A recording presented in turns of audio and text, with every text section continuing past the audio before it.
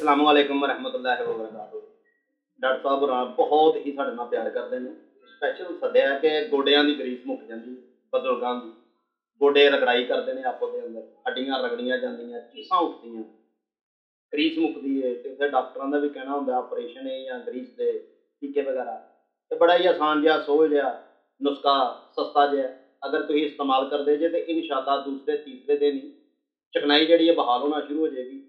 बाला नशीन नुस्खा है, सस्ता इलाज है। ये नुस्खा बनाने तो पहला दरूद वाले मुहम्मद से पढ़िया जी अलहमदुलिल्लाह। और दूसरी बात है कि छोटिया वड्डिया नाल प्यार। अगर नुस्खा तुसीं इस्तेमाल करदे जे या किसी नूं अता अगे करदे जे ते बनाने तो पहला इहदे ते अगर अलहमदु शरीफ की 11 बार तलावत हो जाए तो कमाल ही अदा। 50 ग्राम तुहां लेना गूंद कतीरा ते किक्कर गूंद लेनी है नाल 50 ग्राम।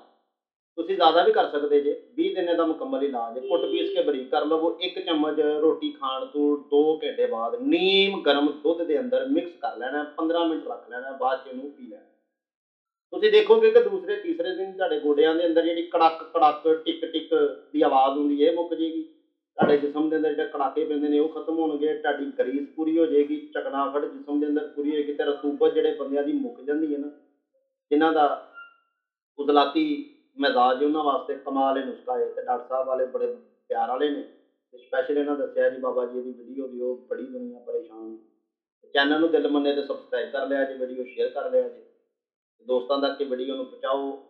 साडा एक शेयर किया अगर कोई बंदा क्लिक करके देखता है या नुस्खा इस्तेमाल करता है, ना उसका भला कर देंगे तो इस तो बड़ा सदका जारिया।